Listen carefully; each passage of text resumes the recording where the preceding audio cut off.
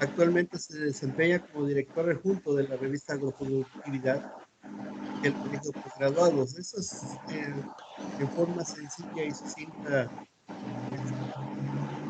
los trabajos que presenta la experiencia del doctor Gómez Merino, que es mucho más amplia, obviamente, pero bueno, es un recorte más importante. Yo cedería la palabra al doctor Gómez Merino para que nos comparta esta plática sobre indicadores de educación. Estaremos atentos. Adelante, doctor, por favor. Sí, muchas gracias, doctor. Primeramente, pues deseo agradecer la invitación que me hicieron ustedes, el doctor Juan Antonio Villanueva Jiménez y el doctor Francisco Osorio Acosta, y pues también es muy grato la hospitalidad que recibo de la doctora Verónica Lango Reynoso en su calidad de directora del Campus Veracruz. En primer lugar, pues muy agradecido también con ustedes, los y las asistentes a este seminario. Agradezco su presencia y sus atenciones. En segundo lugar, pues considero importante aclarar que en el transcurso de esta plática daré datos soportados por fuentes confiables de organismos tanto nacionales como internacionales relacionados con la evaluación y el análisis de indicadores que aquí voy a presentar. Esto, pues de ninguna manera deseo hacer mención a tendencias políticas o ideológicas en este momento, en esta plática, las cuales considero sensibles y podrían polarizar opiniones. Solo busco con esta plática dar datos fiables lo más actualizados posibles. Y pues, habiendo dicho esto, la plática es, pues, indicadores de educación, ciencia y tecnología en México, retos para la innovación. Y empezando con esto, pues en la parte introductoria, primero pues quiero darles el concepto que tenemos de innovación en términos muy sencillos, en términos muy pragmáticos, es todo cambio basado en el conocimiento que genera valor. Importante decir que este concepto acuñado por la Organización para la Cooperación y el Desarrollo Económico, a la cual México pertenece desde inicios de la década de los 90, pues es quien sistematizó, acuñó y ha estado soportando la evaluación, generando indicadores y evaluando a todos los países miembros y no miembros de esta misma organización, ¿sí?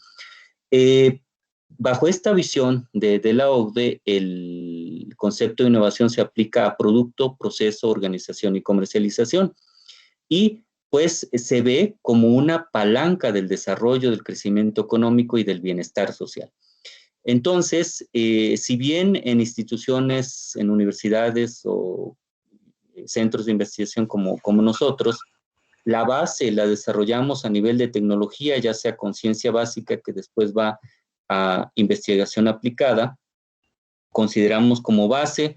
Este es un concepto que yo desarrollé junto con el doctor Solleiro de la Universidad Nacional Autónoma de México, el doctor Aguilar de acá del CIESTAM en Chapingo.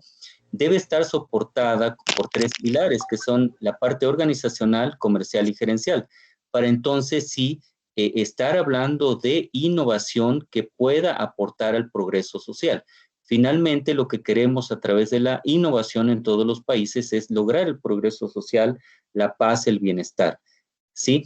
Y pues diversos organismos ven a la innovación como la fuerza motriz, la fuerza impulsora, apoyada en la ciencia y la tecnología, y pues ejemplo de ello son diversos países de la Unión Europea que ven a la innovación como la fuerza impulsora de la competitividad.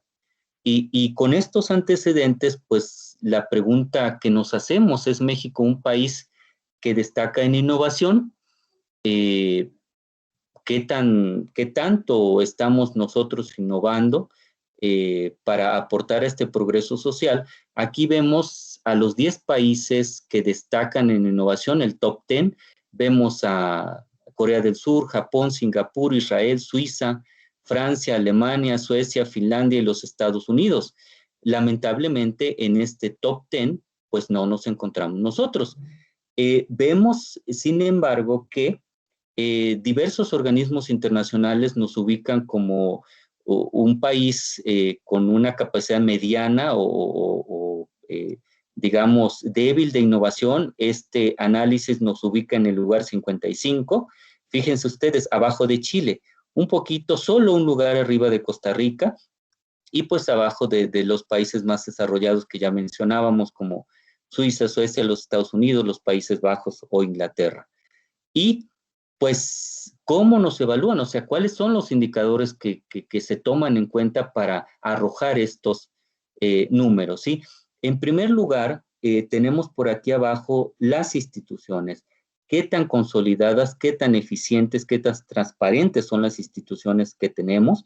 Eso nos ubica en el lugar 98 de 144 de 140 países analizados. En este análisis se hizo con 140, varía de año con año. Este análisis nos ubica en el 98 en términos institucionales, en el 54 en términos de infraestructura portuaria, carretera, de aeropuertos que faciliten la comercialización, el desarrollo de las innovaciones, 54, adopción de tecnologías de la información y comunicación en el 74, estabilidad macroeconómica, relativamente un buen lugar, 41, si el promedio es 48, pues bueno, 41 está un poquito mejor. El sistema de salud en el 60, las habilidades para el trabajo que desarrollamos en nuestros centros de capacitación, universidades, centros públicos de investigación, 89, también considero muy bajo. El mercado de los productos, 53, el mercado laboral, 96, también tremendamente bajo.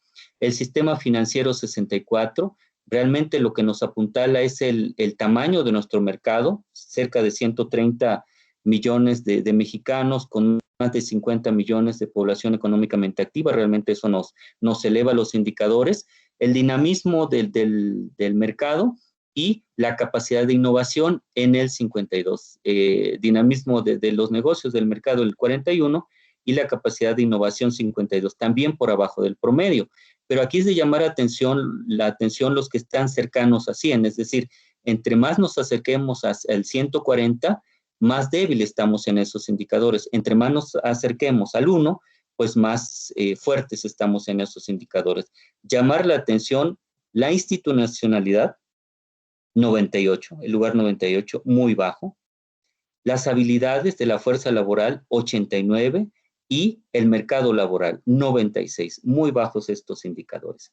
Si desglosamos un poquito cómo nos estamos evaluando, o sea, cómo nos evalúan en términos de innovación, que es el pilar 12, de acuerdo al Foro Económico Global, vemos tres grandes rubros. La interacción y la diversidad que tenemos en términos de innovación, la investigación y el desarrollo y la comercialización de los productos que generemos a través de la ciencia, la tecnología y la innovación. En el primer gran rubro vemos la diversidad de la fuerza laboral, lugar 79, el desarrollo de clústeres científicos tecnológicos, 36, la coinversión con entidades internacionales, 62, y la colaboración a nivel internacional también el 71, ¿sí? Vamos a la parte científica que nos ocupa a nosotros como Centro Público de Investigación, el lugar 45. Realmente nos apuntala un poquito la parte de publicaciones científicas, el lugar 35, el patentamiento en el 59, el gasto en investigación científica y desarrollo tecnológico en el 69, estamos abajo del 0.5% del Producto Interno Bruto invirtiendo cada año, y esto no ha crecido lamentablemente. La prominencia de las instituciones de investigación es un buen lugar, un 22, cercano a lo que pudiéramos esperar con el tamaño de economía que tenemos, y en la parte de comercialización, la sofisticación del mercado y también la aplicación del mercadeo. Aquí estamos en el 67 y en el 52. No muy buenos estos lugares, pero bueno, ¿esto a qué nos lleva? ¿Cuál es la reflexión que pudiéramos tener nosotros?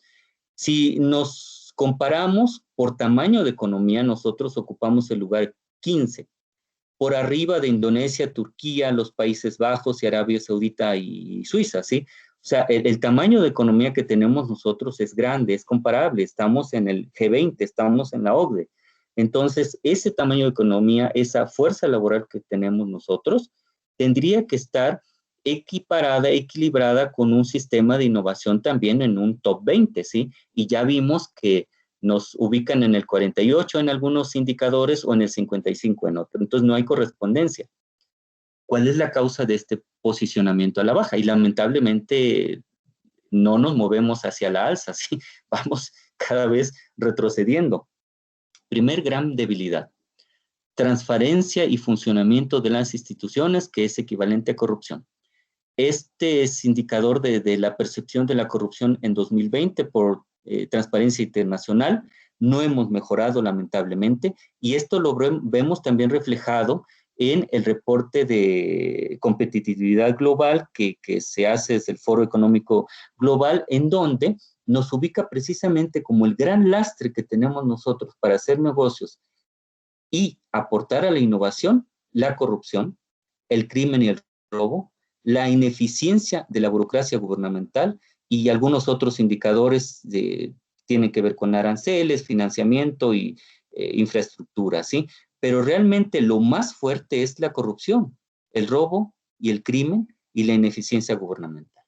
Entonces, bueno, ahí viene parte de la explicación que esto no nos deja avanzar. Estas son algunas de las causas, ¿sí?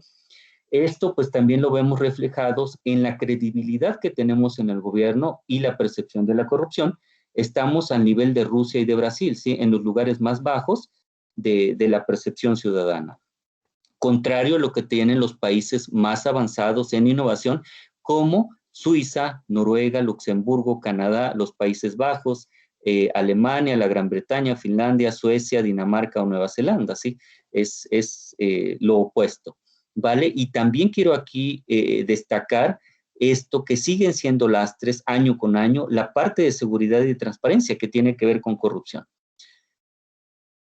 ¿A dónde viene esto? ¿Cuál es el nacimiento de esto? Se han analizado varios escenarios y pues lo que nos mueve es el sistema educativo. Si tenemos un deficiente sistema educativo y una baja absorción de la tecnología, pues esto nos lleva a estar en estos lugares con una capacidad de absorción de la tecnología de la ciencia muy baja. Sí, estamos aquí en lugares pues muy, muy deficientes. Sí, en comparación con España y los Estados Unidos, pues nosotros en el lugar verde nos ubicamos hacia el centro. Estos lugares son al revés, es decir, entre más hacia el centro estemos, más deficiencia vamos a estar. Y aquí los lugares van del 0 al 10. El 10 pues es hacia los indicadores más avanzados. Entonces, pues eso está relacionado con un deficiente sistema educativo. Visión de largo plazo no la tenemos. Realmente vemos planes sexenales, muy poco vemos hacia más allá de 2030 y 2050. Poca claridad en las políticas públicas, son a deseo, realmente no hay un análisis que tengamos como Estado mexicano. Rezago educativo de 54 millones de personas. Y la pandemia nos vino a agravar aún más esto. Entre 2015 y 2020 aumentó 74% el número de menores que no asisten a la escuela. Y esto naturalmente nos lleva a mayores problemas educativos en lugar de mejorar estos indicadores. Ya lo vimos, baja inversión en ciencia, tecnología y educación, que tiene que ver con esto, ciencia, tecnología e innovación. Crecimos un poquito hasta 2015 y a partir de 2016 a la baja, y el nivel más bajo que tenemos es en 2021, ¿vale? Entonces, pues, baja inversión, menos del 0.5%, de acuerdo a análisis de la OCDE en 2018, comparable con Chile. El siguiente país que nos está, pues es Italia, España, Portugal, a todos ellos arriba del 1% del Producto Interno Bruto invertido en ciencia, tecnología e innovación. Naturalmente esto nos afecta a los indicadores, ¿sí? y la practicidad que pudiéramos tener de la innovación. ¿Cuál es la importancia de la innovación? ¿Qué podemos hacer en las escuelas, en los centros públicos de investigación? Pues esto se consolida a través de las políticas públicas de gran visión y que estas políticas públicas se apliquen realmente, ¿sí? Estimula la integración de empresas competitivas y de balanzas comerciales favorables y pues tiene sus cimientos en una educación de alta calidad a todos los niveles. Y esto quisiera destacarlo. Alta calidad a todos los niveles. No es a nivel licenciatura, maestría y doctorado. Esto es donde quizás veamos reflejados algunas inversiones, pero realmente esto tiene su raíz en la casa, la familia y el jardín de niños. En la experiencia que tengo en Alemania, por ejemplo, los niños de jardín de niños iban 3 veces a días abiertos a los institutos Max Planck. Se ponían a moler muestras con nosotros. Se inmiscuyen en estos procesos de gestión de la ciencia, la tecnología y la innovación desde pequeños. Y el sistema es otro, sí, comparable a lo que tenemos. Entonces, pues bueno, si tomamos en cuenta este perfil, el Estado mexicano a través del gobierno y la administración pública, deben estar generando políticas públicas de apoyo a la innovación en un sistema educativo de alta calidad, lo cual pues es un punto que debemos trabajar aún, si no tenemos esos niveles de calidad que deberíamos tener para apuntar y apuntalar la innovación. ¿Cuál es el entorno educativo y científico que tenemos? El Sistema Educativo Nacional, que voy a abreviar como CEN, visualiza que la educación es el principal factor que determina el desarrollo humano en México y en muchos otros países. ¿Sí? Fíjense ustedes, no es la salud, no es la alimentación, es la educación el factor detonante. ¿Y cuáles son las dimensiones que tenemos en el Sistema Educativo Nacional? Grandísimo. 35.7 millones de estudiantes, tercero en tamaño en América, después de los Estados Unidos y Brasil. Somos el tercer país más grande en términos de población, 1.9 millones de docentes. Y bueno, algunos indicadores, problemas de este sistema es que solo el 20% de los niños que inician primaria logran una carrera universitaria, 2 de cada 10. 4 logra una maestría y menos del 1 logra un doctorado. A un país del tamaño que tenemos nosotros con la fuerza laboral, deberíamos andar arriba del 1,000,000 de investigadores con grado doctoral. No llegamos a 100,000, o sea, estamos 10 veces abajo. Y les voy a presentar, permítanme leerles esto del Consejo Nacional de Evaluación para las Políticas del Desarrollo Social, el Coneval, en 2019, que dice que 20% de los alumnos de 6º grado de primaria logran niveles satisfactorios y sobresalientes en pruebas de matemáticas y solo 17% en español. Por tipo de servicio, 18% de los alumnos de escuelas generales, 7% de indígenas y 13% de comunitarios alcanzan niveles satisfactorios o sobresalientes en matemáticas y español. La proporción es de 14 para generales, 4 para indígenas y 10% para comunidades. O sea, estamos hablando de solamente 1 de cada 10 y menos de eso para la población indígena o ubicada en regiones marginadas. En términos de gasto por alumno, México es de los países de la OCDE que menos presupuesto destina para la educación. Fíjense ustedes, esto es en primaria. En términos educativos, la Secretaría de Educación es una de las secretarías que más dinero tiene, que más invierte, pero en términos de primaria, vean ustedes, $8,510 por alumno, promedio OCDE, y en México tenemos $2,896 por alumno en primaria, ¿vale? ¿Cuáles son los problemas? La enorme dimensión, o sea, hablar de cerca de 40 millones de estudiantes que atender, dificultades de acceso y retención, bajos niveles de aprendizaje, equidad como tarea pendiente, no hay equidad, no hay distribución equitativa, equiparable en regiones, inversión y financiamiento ineficientes, y queda pendiente la reforma educativa, ¿sí? O sea, ese es un tema aún por tratar. El rezago educativo va hacia las familias de bajos ingresos, estados con altos niveles de pobreza, grupos indígenas, mujeres, lamentablemente, necesidad de trabajar, escasa educación sexual, carencia de capital cultural, largas distancias del hogar a la escuela, escuelas sin cursos todo el año, precaria infraestructura escolar, docentes sin las herramientas indispensables, sin la formación necesaria, y esto, pues, si hacemos un comparativo entre el puntaje de lectura y el de matemáticas, del que ya les hablaba hace un rato, pues nos ubica a nosotros en lugares muy por debajo, o sea, comparables con nuestra realidad latinoamericana, ¿sí? Muy lejos de la parte positiva que tiene el promedio de la OCDE o Corea, Finlandia, Suiza, ¿vale? Y pues si analizamos el porcentaje de nuevos doctores formados como miembros de la OCDE, tenemos el más bajo, ¿sí? Menos de 5 por cada por cada doctor que tenemos, estamos formando menos de 5, cuando en los Estados Unidos se están formando más de 30, ¿sí? Entonces, pues bueno, esto también da que pensar para instituciones como la nuestra, que puede formar más doctores, ¿sí?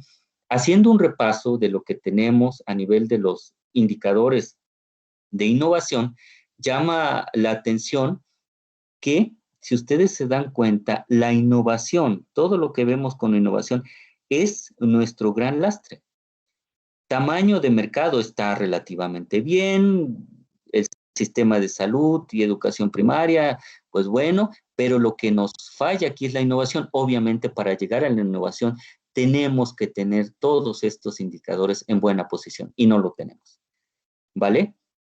Esto, si hacemos también un comparativo entre el gasto en ciencia, tecnología e innovación como porcentaje del PIB contra el número de investigadores por cada 1.000 integrantes de la población económicamente activa, nos ubica en el último lugar comparable con Chile, Turquía, Grecia, Eslovaquia o Sudáfrica.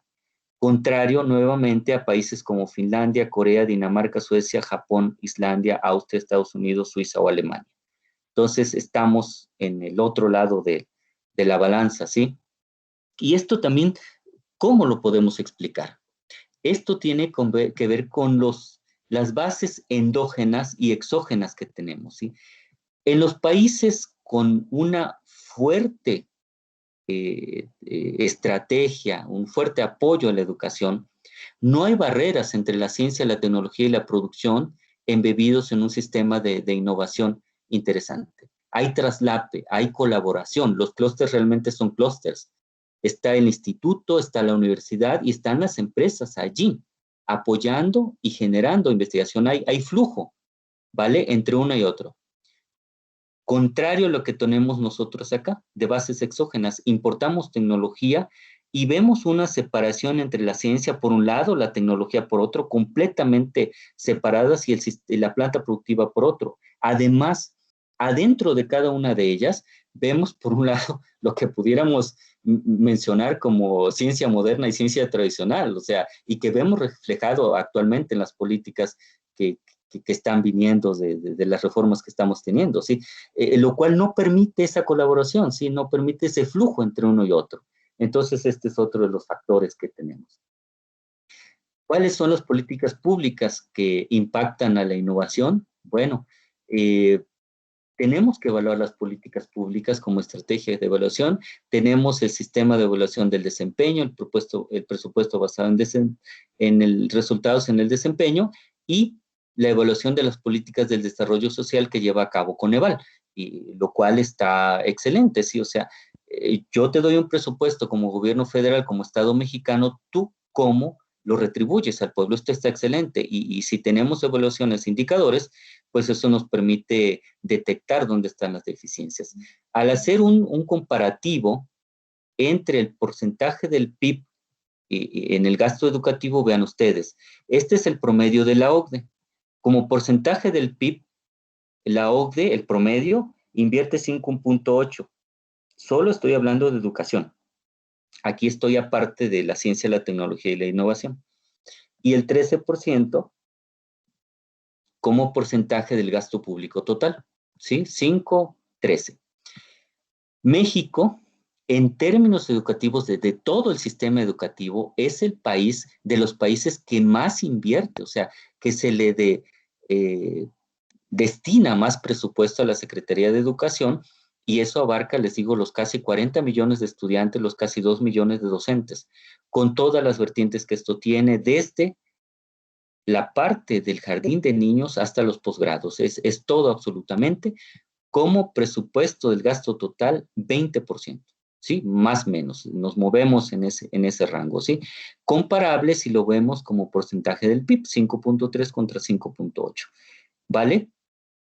Y bueno, pues aquí sí estamos invirtiendo muchísimo en el sistema educativo. Y se piensa pasar del 5.3 al 8 en términos del PIB, lo cual, bueno, pues si se invierte adecuadamente está excelente, ¿sí? Pero pues las cifras que vemos en los rendimientos educativos nos hacen preguntarnos dónde está ese gasto, ¿sí? Aquí vemos algún tipo de explicación. Vean ustedes, promedio de OCDE, Brasil, Corea, Chile, Estados Unidos, Finlandia y México. En rojo vemos la inversión en capital, infraestructura, mejoramiento de las condiciones. En México solo invertimos alrededor del 3% del total. La gran inversión se va hacia sueldos y salarios de docentes, maestros y de la parte administrativa, algunos otros gastos de operación. Esto nos lleva a que cerca del 97% del presupuesto total de educativo se va a gasto corriente. En la OCDE, el promedio anda en 90%, o sea, 7% arriba estamos nosotros. En inversión, 3%, nuestro promedio contra 9% cercano en la OCDE. Entonces, pues bueno, esta es otra explicación, ¿sí? Y lo vemos reflejado en nuestras instituciones. Nos hace falta infraestructura para laboratorios, nos hace falta inversión en las investigaciones que estamos desarrollando, en las herramientas, en los laboratorios, ¿sí? Que se va pues realmente en el pago de sueldos y salarios y algunas otras cosas de gasto corriente. En el ámbito de ciencia, tecnología y educación, la administración pública pues decreta esto, ¿sí? Desde la Constitución Política de los Estados Unidos Mexicanos, en el artículo 3, hay un decreto de fortalecimiento de las capacidades de ciencia, tecnología e innovación. La Ley de Ciencia y Tecnología muy clara en el artículo 2, 12 y 42, de apuntalamiento a indicadores, a infraestructura, todo eso, pero pues no lo vemos reflejado, sí está muy bien en el mandato, pero pues esto no se ejecuta. Y con la baja expectativa de crecimiento del país, el futuro de la Ley de Ciencia y Tecnología y de la Ley Orgánica del CONACYT es incierto, y se prevé que el Estado no cuente con los recursos suficientes para financiar las nuevas atribuciones y obligaciones en materia de ciencia, tecnología e innovación. Se hizo un proyecto, fíjense ustedes, de 2012 a 2038, 2040, de pasar de 0.43 de inversión en ciencia, tecnología e innovación del Producto Interno Bruto a 2.3. Excelente, o sea, comparable con Bélgica, Estonia, Eslovenia y Francia. Pero vemos, para nuestra triste realidad, que estamos en 2021 y que no pasamos del 0.5%.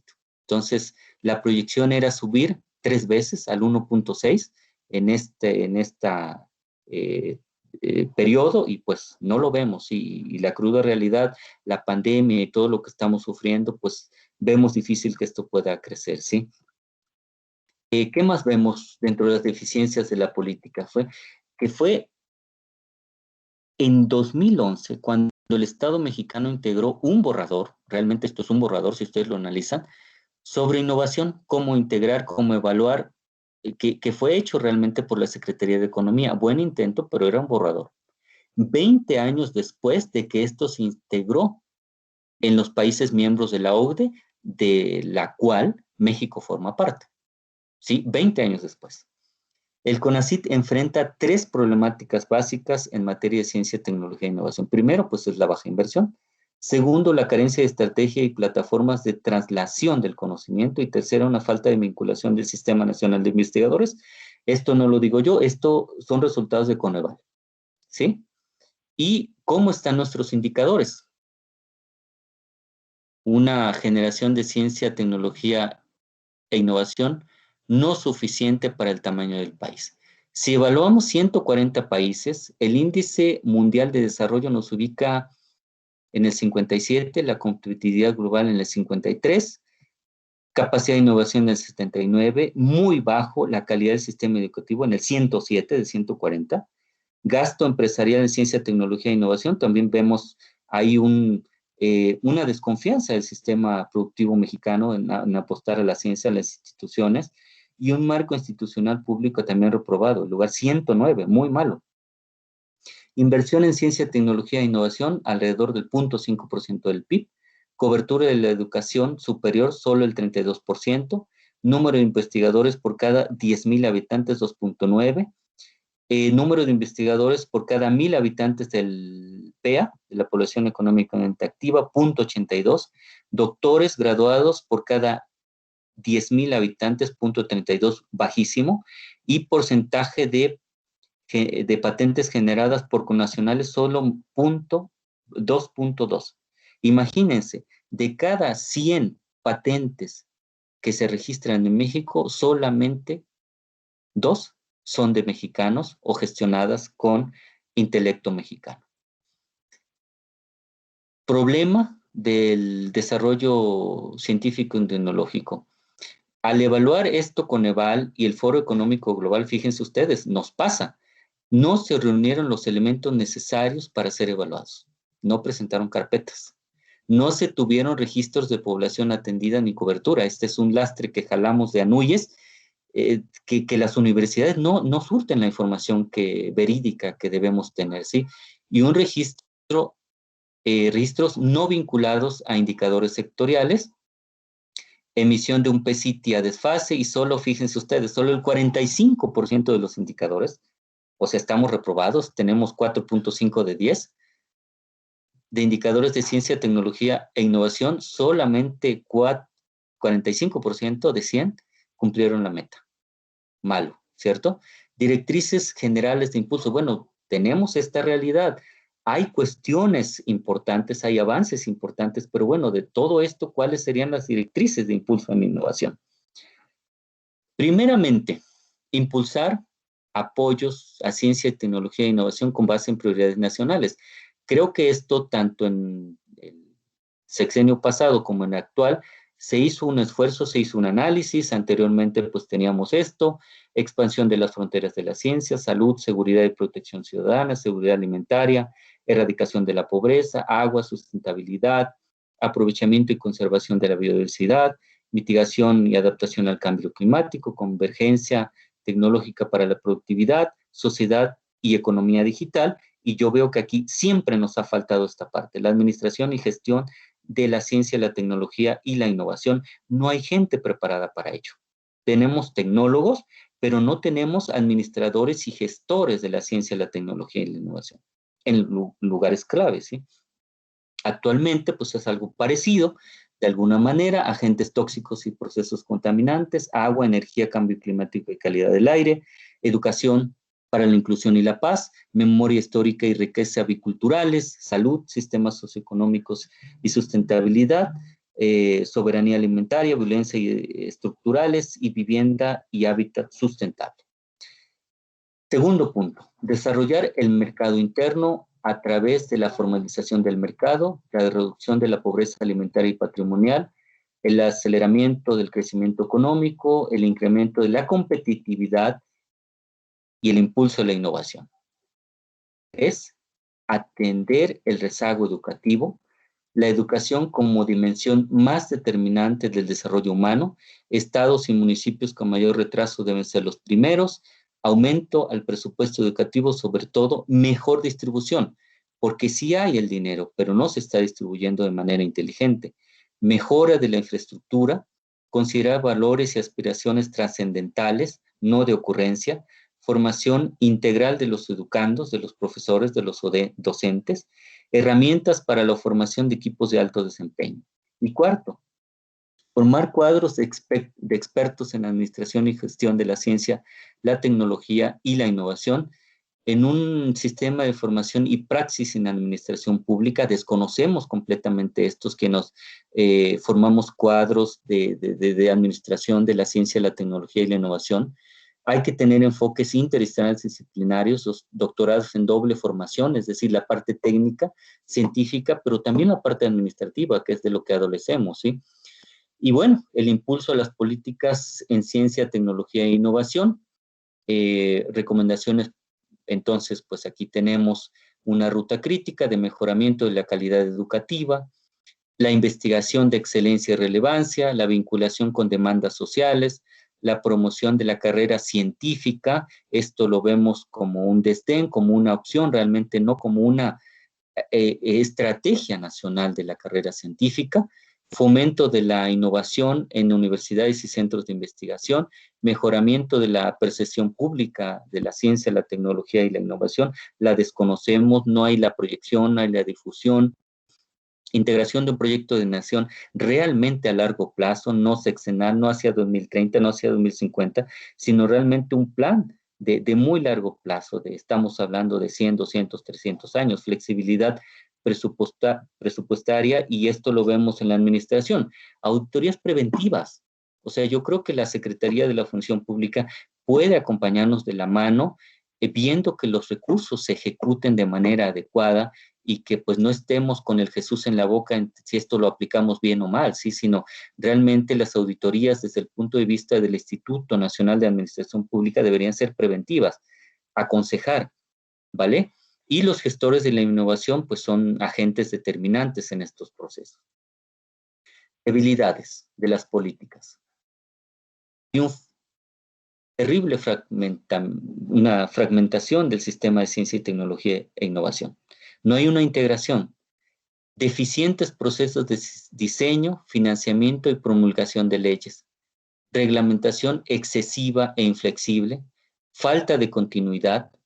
Poca visión de futuro. Incipiente mercado financiero.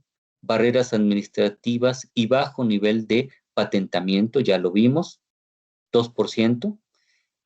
¿Qué más? Soporte estructural a nivel de legislación, de financiamiento y de regulación. Mayor infraestructura, o sea, ustedes en Campus Veracruz que nos están escuchando en otras instituciones, no me dejarán mentir, o sea, no ha habido inversión, y esto es a todos los niveles.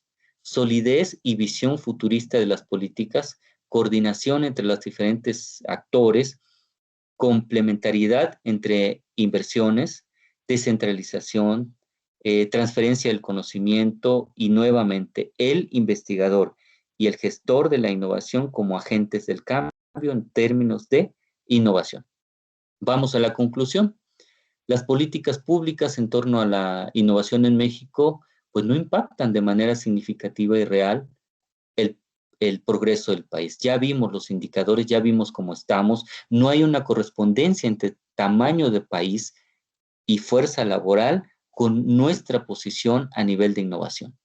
Hay avances y aciertos importantes en materia de impulso en la innovación. Ciertamente, hay aciertos. Hay instituciones muy consolidadas, especialmente en centros públicos de investigación, por un lado, pero por otro también hay retrocesos y desaciertos que deben ser atendidos de manera urgente.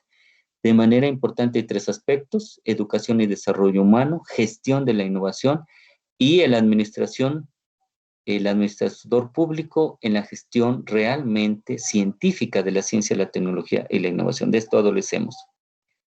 Aprovechar las oportunidades. Hay una luz al final del túnel. Fíjense ustedes que diversas entidades, diversos organismos nos ven como una de las 10 potencias hacia 2050. Al lado de los Estados Unidos, Canadá, el Reino Unido, Alemania, Francia, Italia, Japón, Rusia, México, Turquía, Brasil, China, Indonesia y la India. Y esto naturalmente basado en un sólido sistema de gestión de la ciencia, la tecnología y la innovación. La base de todo esto es la educación. Les agradezco sus atenciones y, doctor Osorio, regreso el micrófono a ustedes. Muchas gracias, doctor Merino, por su excelente plática. Hay varios comentarios y preguntas que me gustaría leérselas para que usted vaya haciendo comentarios al respecto. Si gusta, puede dejar de compartir o dejar así. El doctor Juan Villanueva dice que cuando México comenzó a invertir cerca del 0.6% en investigación, tecnología e innovación, al parecer no se supo invertir el dinero adicional. A pesar de que hubo más dinero para convocatorias en ciencia, no se sintió el cambio de manera significativa. Mucho dinero se fue para innovación, pero al parecer hubo bastante simulación, pues no se vio un cambio significativo en patentes, ni se reflejó en el Producto Interno Bruto derivado de tecnología. Dice, según tu opinión, ¿en qué se debería invertir? Si aumentar el monto en investigación, tecnología e innovación, Sí, según la opinión, ¿en qué se debería invertir si se aumenta el monto en investigación, tecnología e innovación? Y hace otra pregunta. ¿Cómo debería meterse de lleno el Colpos en innovación?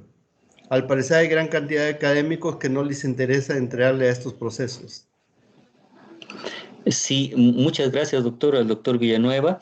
Bueno, esto lo veíamos, de hecho, con la Secretaría de Hacienda y Crédito Público, de empoderar a las instituciones, a los centros públicos de investigación, a las universidades, con infraestructura. Tenemos un retraso de 10 a 20 años en infraestructura científica. Entonces, es cierto, o sea, los proyectos quizás desde las entidades que tienen que tomar las decisiones, pues se aplicaron erróneamente. Esto lo veíamos con la Secretaría de Hacienda y Crédito Público, de apuntalar la infraestructura de las universidades y los centros públicos de investigación. Realmente son muy pocas las que tienen infraestructura de vanguardia. Si nosotros dotamos de esa infraestructura necesaria que tiene un grave deterioro, que tiene un retraso, son aparatos, equipos obsoletos de 10, 20 años, créanme que esto puede ayudar a generar ciencia básica, tecnología, prototipos que pueden apuntalar la innovación. La innovación no se da de un año para otro. De hecho, no se da en 5 años. La innovación, el promedio se da en 15 años. Entonces, no podemos esperar una transformación en 6 años, definitivamente, sí. Y por otro lado, también esto está perfectamente radiografiado en todo el mundo. Solamente el 10% máximo de los laboratorios, de los investigadores, de los científicos en el mundo, logran poner una patente a nivel de innovación. Entonces, ese rechazo que vemos, digamos, desconocimiento de la importancia de la innovación, es algo normal en México. O sea, estamos moviéndonos en ese 5 a 10% de realmente de las instituciones y los investigadores que logran patentar y logran que esas patentes lleguen a ser comercializadas. Así es que es finalmente con lo que empezamos. La innovación es todo cambio basado en el conocimiento que genera valor, ¿vale? Entonces, pues por ahí está la respuesta. Apoyo a la infraestructura de las instituciones nacionales y segundo, no podemos esperar cambios sexenales. O sea, estos son a 15, 20 años y solamente el 10% de las iniciativas logran concretar, logran madurar procesos de innovación a través de las patentes y de algunas otras formas o indicadores que llegan a la innovación. Gracias, doctor Osorio. ¿Alguna otra? Sí, doctor, el doctor Arturo Pérez Vázquez comenta y pregunta. Dice, aquí cabría considerar que prácticamente la educación en México a nivel profesional y de posgrado es prácticamente gratuita y con beca en muchos casos, lo cual no sucede en países como los que indica Chile, Estados Unidos, Corea, Finlandia, etc. Si se incluye todo ello, ¿es posible que esta contribución a la educación sea mayor o no? Bueno, es que esto está considerado y ciertamente en varios países, pues nuestro ejemplo es nuestro vecino del norte, los Estados Unidos, la escuela cuesta, pero vámonos a Alemania. En Alemania todo el sistema educativo y de investigación es completamente gratuito. Y Alemania es el segundo país, de acuerdo al primer análisis que les di, más innovador o con más innovaciones en el mundo. Entonces, realmente el análisis se basa en todo el recurso que el gobierno destina a la educación y es muy alto. Eso no se ve reflejado en indicadores de evaluación de PISA y lo que nos ocupa, ¿sí? Las patentes, las publicaciones, el número de doctores formados. Entonces, pues el análisis de la educación primaria, ustedes veían, solo 2 de cada 10 niños logran pasar las pruebas de matemáticas y español. Entonces, pues bueno, ciertamente si nos comparamos con los Estados Unidos, pues valdría un poquito más el análisis, pero si nos comparamos con Alemania, que es un sistema que yo conozco muy bien, pues allá el sistema es como acá, o sea, el gobierno tiene la obligación de educar, el sistema educativo es gratuito y pues es algo comparable con nosotros. Es lo que tengo que decir, doctor. Gracias, doctor. Juan Carlos Montoya hace una pregunta y un comentario. La pregunta es que, según su perspectiva, los maestros tienen sueldos muy altos, y el comentario es que dice que actualmente enfrentamos una alta tasa de desempleo. Considero que el problema no es la baja generación de doctores como investigadores, sino la baja inversión para el mercado laboral. Sí, la primera pregunta no, realmente creo que la docencia en México no está valorada, no está bien pagada, no es eso. O sea, realmente el presupuesto que se destina, si ustedes ven, el 77.6% va a sueldos y salarios, pero la distribución no es, digamos, estratégica, no es acorde a nuestra realidad. Recordemos el gran problema que tenemos que les digo, esto se puede prestar a cuestiones políticas ideológicas que no es la intención, pero les voy a decir, o sea, el CENTE, ¿cuántos aviadores tiene? ¿Cuánta gente con puestos de profesores está haciendo nada? Y eso es lo que nos eleva los costos, ¿sí? O profesores que no están realmente haciendo su labor en el jardín de niños, en la primaria, a todos los niveles. Realmente estamos mal pagados, pero la distribución del recurso está mal hecha, con poca inteligencia, con mucha presión política y de grupos de poder. La segunda cuestión de la formación de doctores, pues no sé qué cifras tenga el doctor, pero les digo yo, estamos hablando de máximo unos 100,000 doctores en México, científicos, cuando deberíamos tener arriba de 1,000,000, ciertamente. Nuestro problema es la capacidad de empleo. Ese es otro asunto, ¿sí? Ese es otro asunto que también tiene que ser resuelto a través de políticas de incorporación de esos nuevos doctores al sistema educativo nacional. Hacíamos un análisis ahorita de la generación de estas universidades del bienestar que está generando mucho más presión al sistema de educación superior de México. Y si ya con esos 1.5 millones que teníamos hace unos años de estudiantes de nivel superior, lo estamos elevando a 4 millones, es una presión increíblemente fuerte para el sistema educativo. No tiene la capacidad del sistema y es uno de los grandes retos, ¿sí? Entonces, no puedo decirle, doctor, o sea, que tenemos doctores suficientes. No, lo que no tenemos realmente es la capacidad para que el aparato productivo absorba a esos doctores. De que los necesitamos en todos los niveles. Es lo que puedo decir, doctor. Sí, gracias. Precisamente ese era el comentario. Dice que es la baja generación, sino la baja inversión para el mercado laboral. Pero bueno, también indica que hay una buena cantidad de doctores. El doctor Arturo Pérez vuelve a comentar y hace una pregunta. Dice que el director anterior del CONACYT era experto en atraer inversión extranjera en investigación e innovación y se iba a ampliar e impulsar la participación de inversión de particulares, pero no se concretó esa política. ¿A qué se debe esta poca o nula participación con recursos de la iniciativa privada? ¿A que las empresas prefieren no arriesgar su dinero? ¿A la poca o nula aceptación de invertir en investigación? ¿A depender siempre de lo que el gobierno, o lo cual no sucede en países como Estados Unidos u otro?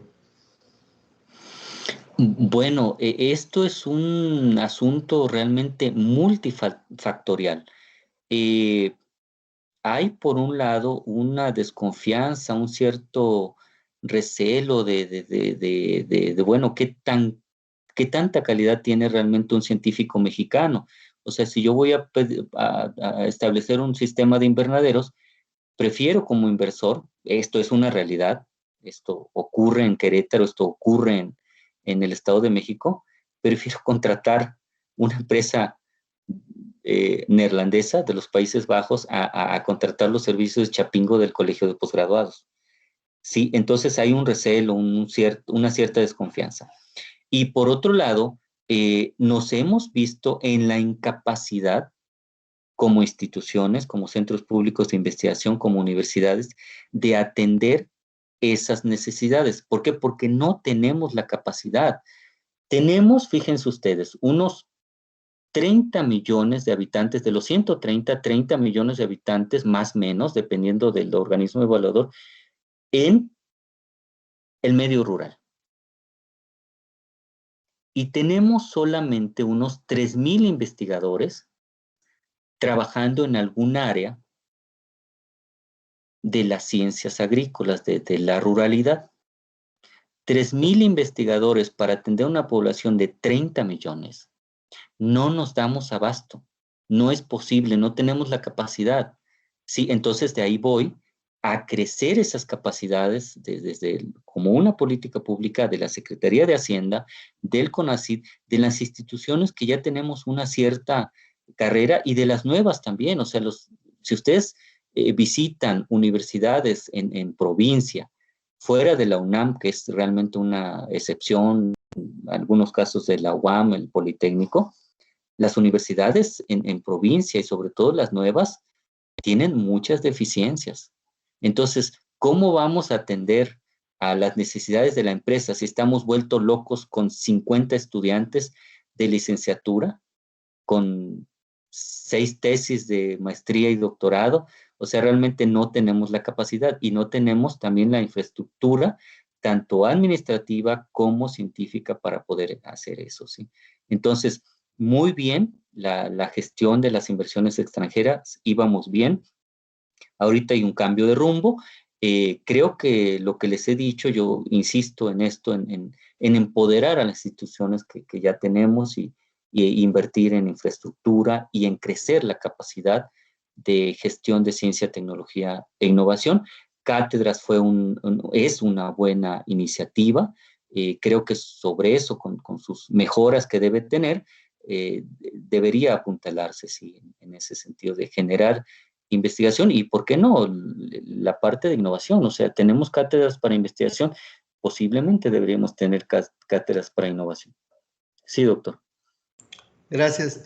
El doctor Alberto Aciain hace un comentario. Dice que para incentivar la solicitud de patentes al interior del colegio sería deseable modificar el reglamento de actividades académicas para permitir la graduación de estudiantes mostrando evidencia de haber iniciado un trámite de patente.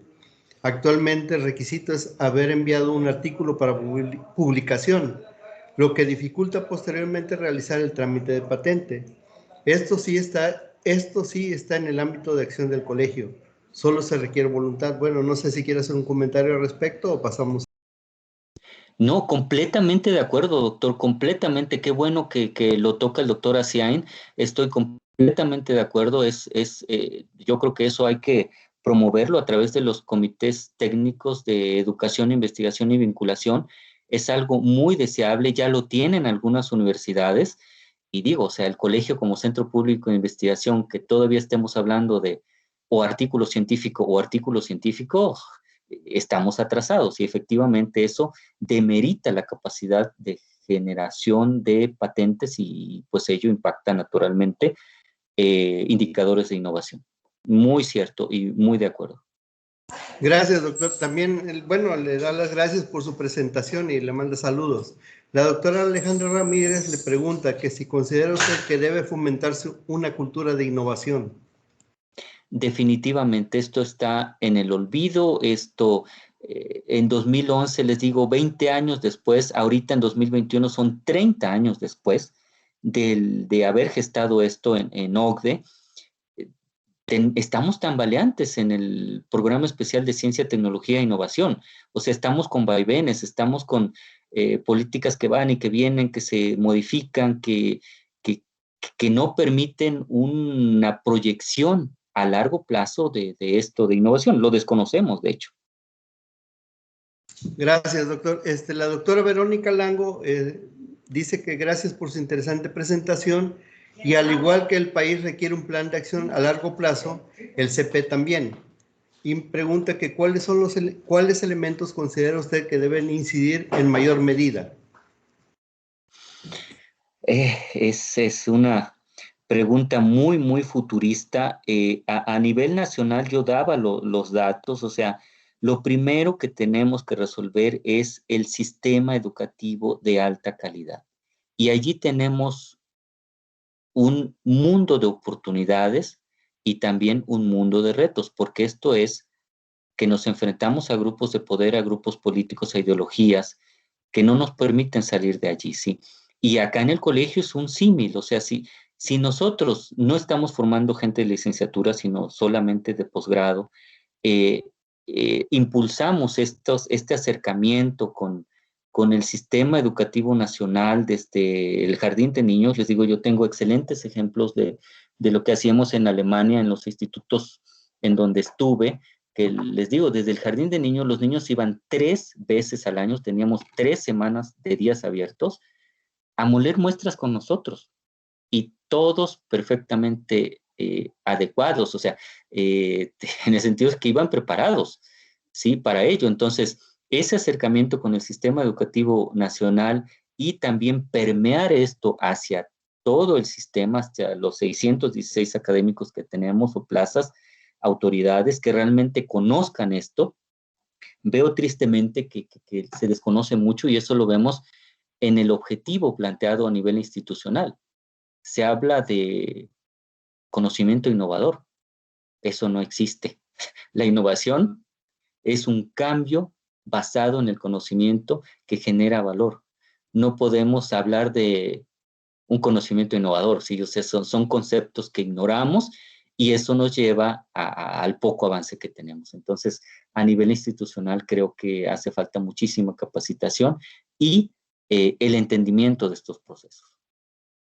Doctor, ¿tienen ganas de verlo? Dice que si puede dejar de compartir y encender su cámara, porque todavía Sí. está compartiendo la presentación y A ver, nomás que es un nuevo sistema, doctor.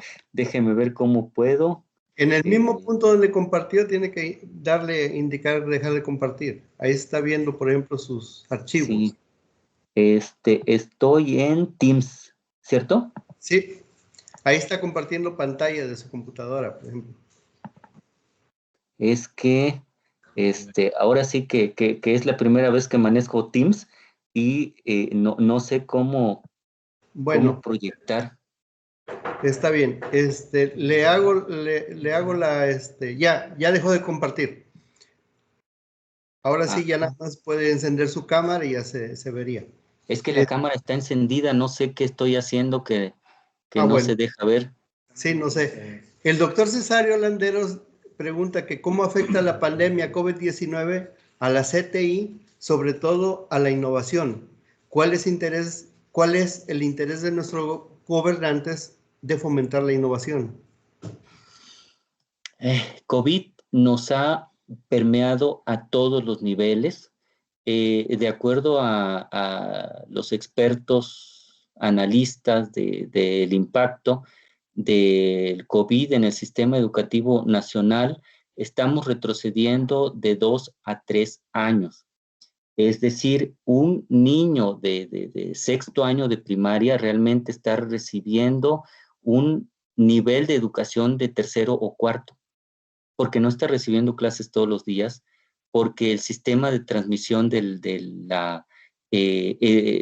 conocimiento no está siendo eficiente, problemas de transmisión de señales, del profesor que ignora esto. Entonces ahí tenemos un retraso grandísimo, y definitivamente esto en corto plazo, en términos educativos, 3, 4 años, ahorita. Y si esto sigue, pues 5, 6, 10, no sé, esto es tremendamente impactante. Y en términos de Producto Interno Bruto, vemos proyecciones de descenso del 5 al 7%. Nuestros crecimientos anuales máximos van arriba del 2%. Imagínense un retroceso del 5 al 7%. Esto impacta tremendamente el sistema educativo y, naturalmente, pues la formación de los nuevos investigadores, profesionistas en el país. esa es por una parte. No recuerdo la otra, doctor, ¿me la pudiera repetir? ¿Cuál es el interés de nuestros gobernantes de fomentar la innovación? Bueno, esto está en la Constitución, esto está en la Ley de Ciencia y Tecnología, esto está en el Sistema Nacional de Investigadores, pero yo ahorita veo una gran duda desde el CONACYT de impulsar realmente la innovación a como la vemos desde la OCDE, como miembros de la OCDE, es decir, del cambio basado en el conocimiento que genere valor. O sea, visto desde el CONACYT, el generar valor, pues no está bien, es ciencia abierta, y si estamos hablando de ciencia abierta, naturalmente no podemos patentar, y si no podemos patentar, nuestros indicadores siguen decreciendo, y esos indicadores que apuntalan la innovación, pues no se ven, ¿sí? Es una visión distinta de lo que pudiera ser la innovación, la que tenemos actualmente en el CONACYT. Si vemos el presupuesto destinado a ciencia, tecnología e innovación a través del CONACYT, que ha decrecido no solo en el sexenio anterior, sino ahorita, pues ve, ahí está la respuesta, ahí está el interés, doctor. Gracias, doctor. El doctor Eliseo García Pérez pregunta que qué opina de la fuga de cerebros, o más que eso, la migración de maestros en ciencias y doctores a Estados Unidos y Canadá como fuerza de trabajo en actividades diversas ante la falta de oportunidades en México. Bueno, esa es una opción que de hecho lamentablemente está creciendo. Veíamos en un análisis de, eh, permítame un segundo, lo tengo por aquí, en mi otro sistema del crecimiento de migrantes. Ahorita se ha incrementado la fuga de cerebros hacia los Estados Unidos principalmente, y fíjense ustedes las políticas de los Estados Unidos. Si ustedes tienen un doctorado, si ustedes tienen una profesión, casi que la puerta está abierta, siempre y cuando encuentren un trabajo allá. Para gente preparada es el World Education News and Reviews, el WES, que nos reporta un incremento del flujo de migrantes, en total de 11 millones, 9 millones en el año 2000, a cerca de 12 millones en 2017, y esto posiblemente se incremente en los siguientes años en nivel total. Y naturalmente, pues esto incrementa la fuga de cerebros. Es una opción que mucha gente está optando por no encontrar las condiciones aquí en México, y en lugar de incentivar esto, lo que recibe la gente científica que piensa que produce, pues son coscorrones, ¿sí? Es lamentable, pero es una realidad. Alemania estaba ahorita abriendo sus puertas para 500,000 investigadores de amplio prestigio a nivel mundial. No sé si ya la cerró, pero estaba abierta para 500,000 investigadores de amplio renombre, y Estados Unidos pues las tiene abiertas. ¿Vale? Gracias, doctor. El doctor Diego Plata le manda saludos, y el doctor Arturo Pérez dice que es una excelente ponencia y mucho por hacer. También le manda saludos. Una última pregunta de la doctora Alejandra Ramírez. Dice que actualmente se ha impulsado el desarrollo tecnológico en el SNI. ¿Cómo ve usted esta política? Eh, el Sistema Nacional de Investigadores tiene, digamos, la encomienda ahorita del trabajo más apegado a las necesidades de los grupos más vulnerables. Realmente es más un apego a la investigación práctica, pragmática, lo cual pues es por un lado importante, pero por otro lado yo no veo un impulso a la ciencia de frontera, realmente a la investigación básica, que es el cimiento de la investigación aplicada y de la innovación. Entonces, creo que ahorita hay un desbalance, digamos, apego más a la investigación para apoyar a grupos vulnerables, ciertamente de cuestiones de aplicación del conocimiento a resolución de problemas nacionales, pero se está desatendiendo lo básico que es la generación de ciencia de frontera. Entonces, pues, esa parte había que apuntalarla también desde el CONACYT y el Sistema Nacional de Investigadores. Pues muchas gracias, doctor. Esa fue la última pregunta. El doctor Jorge Catalino Jorge López, que es con él y estamos coordinando esta serie de seminarios, lo saluda. Yo también le quiero agradecer por su excelente presentación y le agradezco mucho el habernos traído toda esta información que es muy importante conocer y analizar, ¿no? Obviamente. Y obviamente le voy a hacer llegar un comprobante de su participación por lo que nos ha apoyado para esta plática, que es esta, si usted la puede ver. Se la voy a hacer llegar por correo electrónico y le agradecemos mucho su presentación. Un gusto de mi parte, pues muy agradecido por la invitación, doctor, muy nutrida la participación también, comentarios muy interesantes y pues yo les agradezco también la hospitalidad, la invitación y pues estoy pendiente para próximas invitaciones. Muy agradecido y excelente tarde. Muchas gracias, doctor. El doctor Cesario también lo manda a saludar y lo felicita por su presentación. Que tenga buen día, doctor, y buen día a todos. Muchas gracias por su presencia y participación. Excelente tarde. Hasta luego. Hasta luego a todos.